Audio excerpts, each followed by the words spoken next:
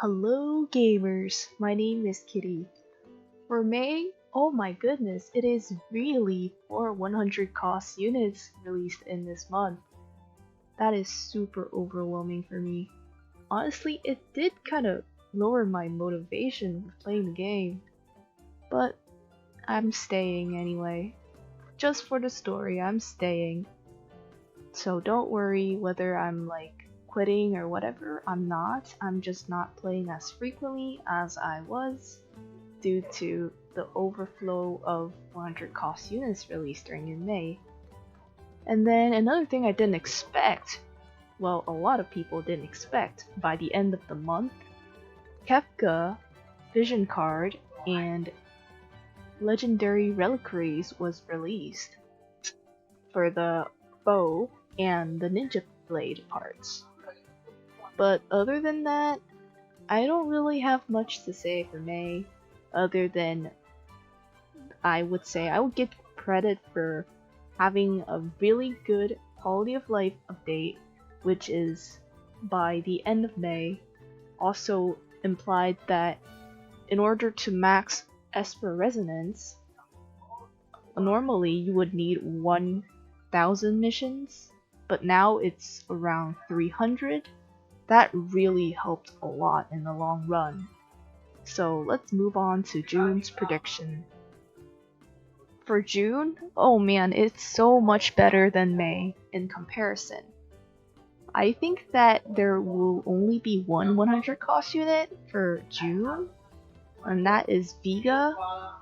By the time I'm recording this video, it is actually June 5th, 2023, so yeah, it is confirmed that Vega will be released on Monday, as well as Master Crawl, which will come after the week after Vega.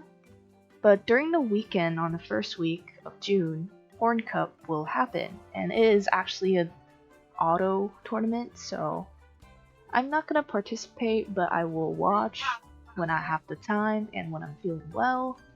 And along with Master Quar's release, White Porcelain Tower will come back, but this time I think the Porcelain Tower will come back 2 weeks instead of 1, which means White Porcelain Tower will happen from the 14th of June until the 28th. That's my guess. And additionally, apart from regular White Porcelain Tower, I also think that Thunder King Tower will also be released. It consists of 10 floors, and once you finish 10 floors, you will be given a Thunder Ring recipe to make it a +1 version. And then what will also happen on the second week of June is that I also think that Final Fantasy VI rerun, Trials of Reckoning 2, will be released. And so let's talk about that. So for the Final Fantasy VI Trials of Reckoning 2, the reward given will be something called Harlequin's Clothes, and I would advise crafting a barrier version of this cloth. And HP is at 451, 8 defense, 18 spirit, and 12 critical evasion. The passive effects when you have the Harlequin's Clothes at max level / upgrade, for everyone who wears this clothes will get 20 critical evasion and 10% magic resistance. But for the Final Fantasy VI collaboration units wearing this cloth, which has Terra, Locke, Celes, and Kefka, when they equip this gear, they will also receive 20 accuracy and 10 human killer. This time, the materials to make this Harlequin's Clothes will be Sacred Tree Sap and Bomb Ash, as well as Void Megacrystal and Unidentifiable Sap. So I think equipment-wise, I'm not going to put too much effort into making this clothes compared to Full Metal Alchemist Miss Raid's cute panda. So yeah, I might just do a bit of just basic stuff and just be over with it. I don't see much like value in my opinion, and plus I don't really have a wide party roster for Final Fantasy VI, so personally I'm not really interested to make this cloth piece. For Final Fantasy VI Trials of Reckoning hard boss, I would translate this creature as Death Gaze. It is an ice elemental creature and it is weak to fire, missile, and magic. And it has also got a notable status ailment weakness, which is 70% weak to slow. So if you want to utilize the scores, I would advise to bring units with missile, magic, fire, and slow units. And of course, I advise to bring bonus units and vision cards. And then for the bonus units, Lock will be the XL bonus multiplier, obviously, as well as the rest of the Final Fantasy VI collaboration units, also known as Kefka, Terra, and Celis. They will receive a large bonus multiplier. And I think that Vega might be in the large bonus multiplier units if Trials of Reckoning did happen the week when Master Core was released, then I think Vega will be in the large bonus as well. And for King Rob, Ildira, and Garvel, I put question marks behind them is because I think they will receive Transcendence, so that maybe the Transcendence unit will also get a medium bonus multiplier. And the small bonus will apply to MR or lower tier units. So Revelka, Salir, Vistral as MR units will receive small bonus. And it doesn't seem like there's any SR or R units, so I don't include them in the small bonus multiplier. And it seems like Lucio is always included, so I might put Lucio in the small bonus multiplier as well.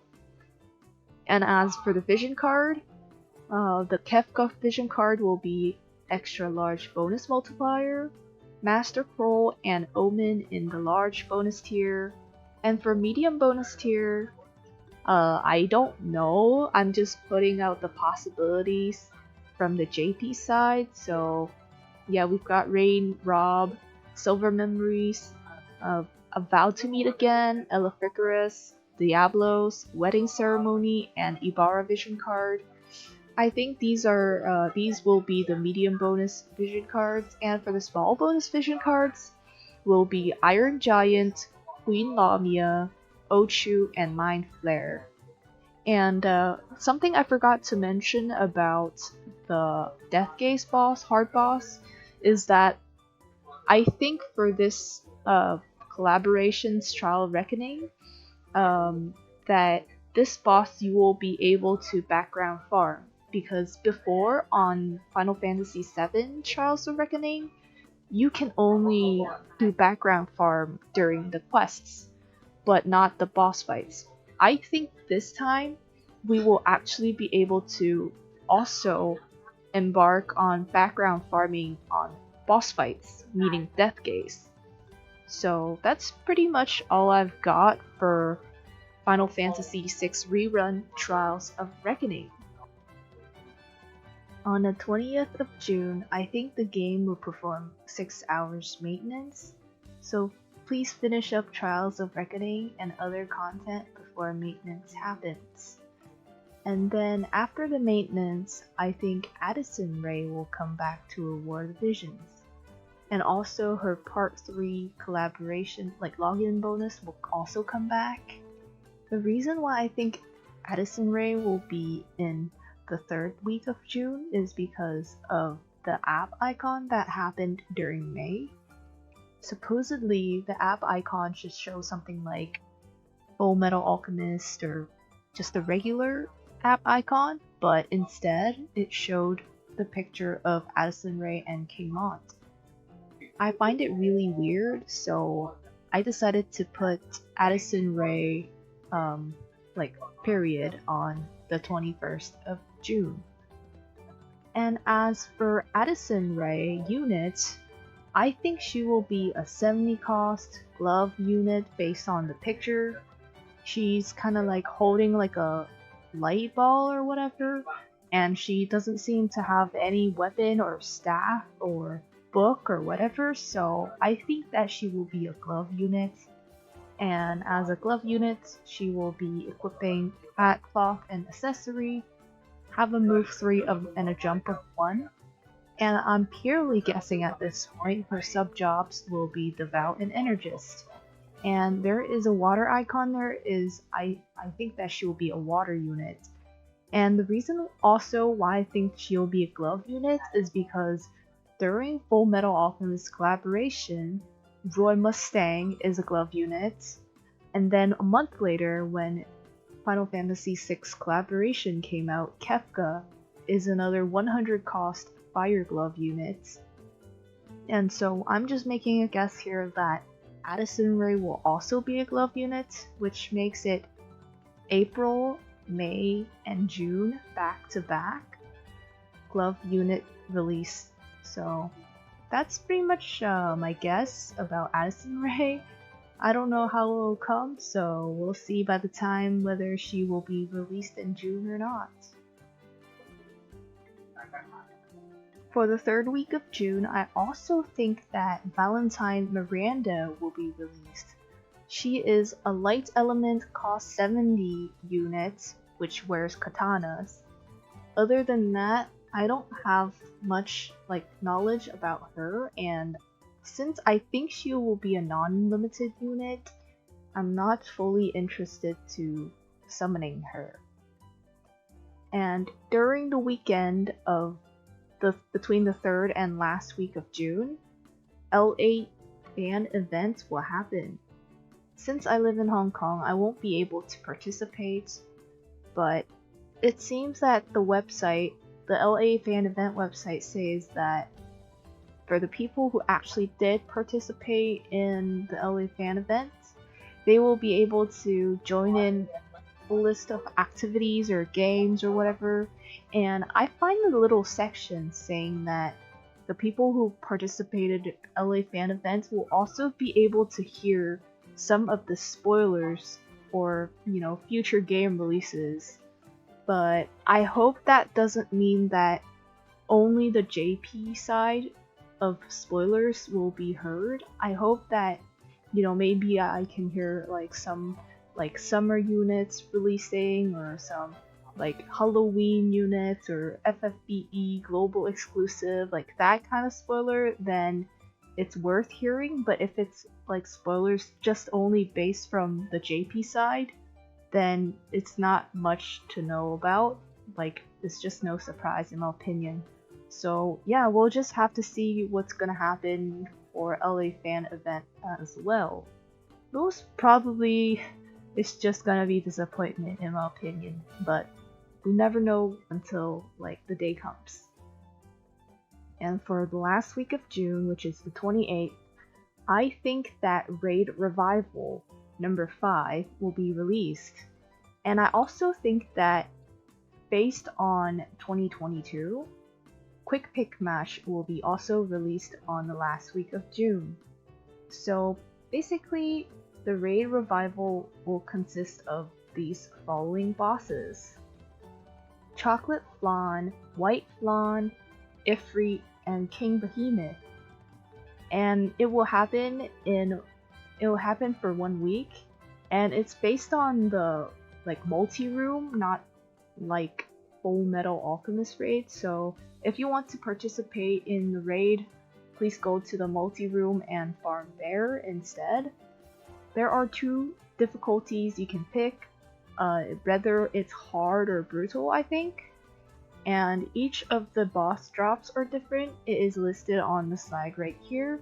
So Chocolate Flan drops Joyful Hearts, Bone Chips, and Void Megacrystal. White Flan drops White Spirit Sand, Bone Chips, and Void Megacrystal. Ifrit drops Sacred Tree Saps, Ogre Bristles, and Void Megacrystal. And lastly, King Behemoth drops White Spirit Sand, Mithril Ore, and Ice Megacrystal.